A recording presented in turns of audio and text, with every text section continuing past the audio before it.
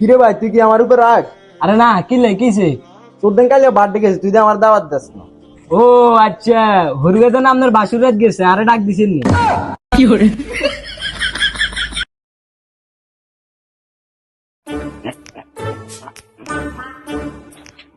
বাবা, আমার হাতটা একটু দেখেন।